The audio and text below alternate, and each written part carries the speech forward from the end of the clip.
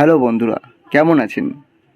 বছরের প্রথমেই সবাইকে জানাই শুভ নববর্ষের প্রীতি শুভেচ্ছা এবং অভিনন্দন। আমরা যারা শহরে থাকি তারা হয়তো অনেকেই চড়ক উৎসব দেখেছেন, আবার হয়তো অনেকে দেখেননি। তাই আমি আজকে আপনাদেরকে নিয়ে যাচ্ছি একটি ছোট্ট চড়ক উৎসবে, যেটা অনুষ্ঠিত হচ্ছে দমদম নাগেরবাজারের সংলগ্ন এরিয়া অর্জুনপুরে। আসুন আমরা যেতে যেতে জেনে নিই চড়ক উৎসব সম্বন্ধে কিছু তথ্য। পশ্চিমবাংলার বিভিন্ন জেলায় একক নামে চড়ক পুজোর আচার পালন করা হয়। চৈত্র মাসের শেষ দিনে অর্থাৎ চৈত্র সংক্রান্তিতে পালিত হয় বাঙালি হিন্দুদের এক অনুষ্ঠান চড়ক পুজো। যুগ যুগ ধরে প্রচলিত এই পুজোর সূচনা নিয়ে নানান মতভেদ রয়েছে। লোককথা অনুযায়ী প্রচলিত যে 1485 সালে সুন্দরানন্দ ঠাকুর নামের এক রাজা চড়ক পুজোর প্রচলন করেন। যদিও রাজ পরিবারের লোকেরা এই পুজো শুরু করলেও চড়ক পুজো কখনোই রাজবাড়ির পুজো ছিল না। এটি ছিল হিন্দু সমাজের প্রচলিত এক সংস্কৃতি।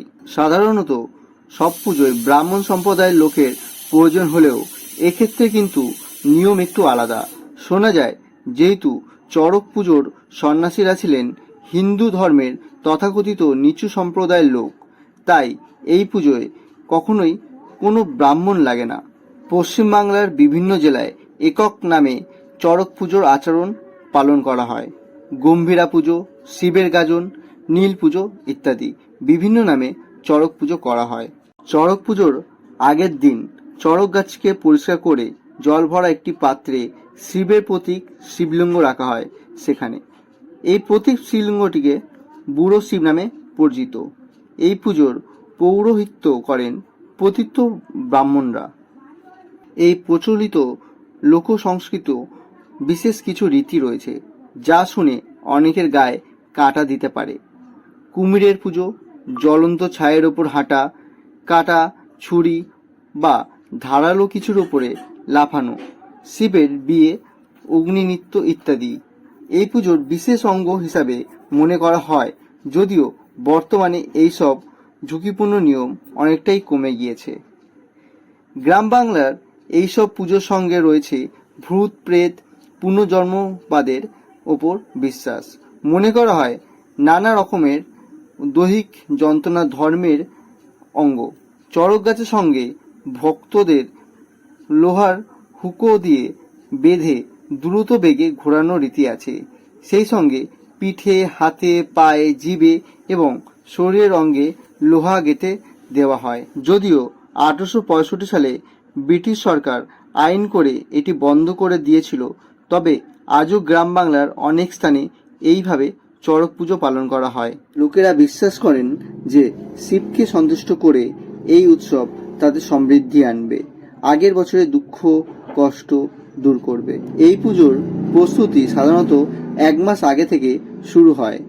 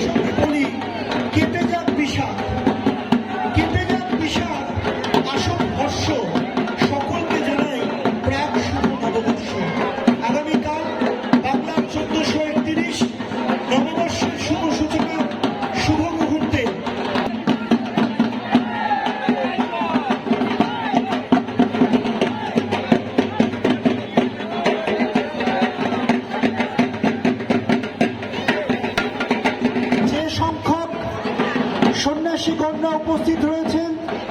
ধুনো পোড়ানো, পান পোড়ানো থেকে শুরু করে চরক গাছ ঘোরা শুভ নববর্ষ। এই মুহূর্তে গাজন তারা একটু পিছিয়ে যান, তার কারণ চৈত্র সংক্রান্তির শুভ সন্ধিক্ষণে সকল সন্ন্যাসীদের সন্ন্যাসিনী আমরা আছি। আমি শুভেচ্ছা জানাচ্ছি এই ওয়ার্ডের পৌর প্রতি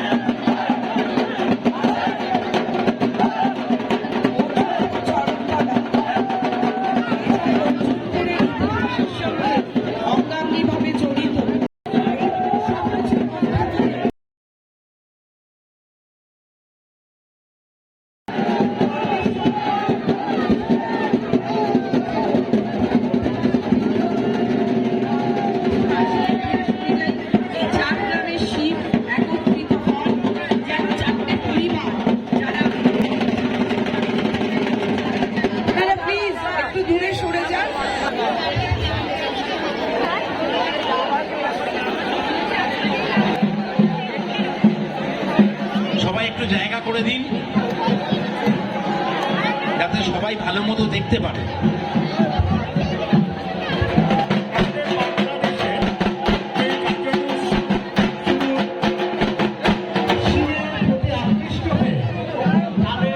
নিজ ধর্ম ছেড়ে শিব ধর্ম বা শিব গোত্র ধারণ করে থাকে, সেই না করতে থাকে।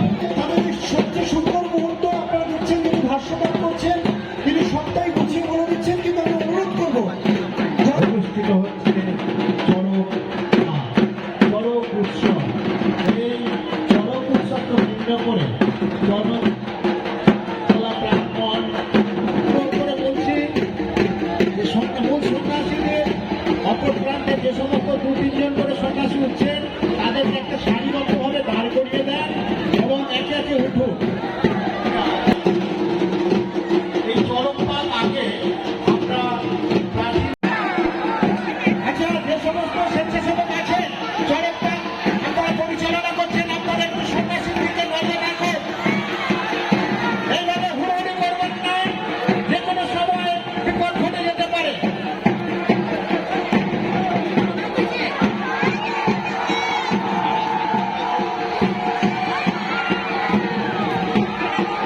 পরবর্তীকালে 1865 সালে ইংরেজরা আইন করে সেই পিছনে বড়শি বা ফলা দিতে যে চড়কটা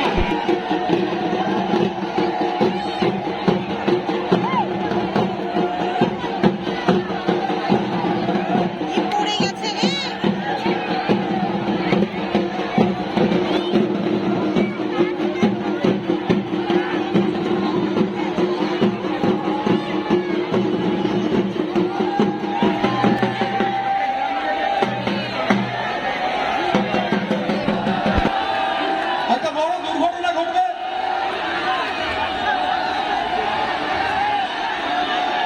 এটা একটা ঘুরে ছেড়ে দেয়, দেখো দেখো দেখো কি অবস্থা হচ্ছে। আর এরই মধ্যে বুড়ো শিব মন্দির থেকে বার হয়ে গেছে, আর তার সাথে সমাপ্ত ঘটল এই বছর চড়ক উৎসবের। আরও নতুন নতুন ভিডিও পেতে আমার চ্যানেলটা সাবস্ক্রাইব করুন। ধন্যবাদ। চড়ক, যে চড়ক মেলাতে আজকে এসেছিলাম সেটা এইমাত্র শেষ হলো। শিবের গাজন সেটা শেষ হলো আজকে। কাল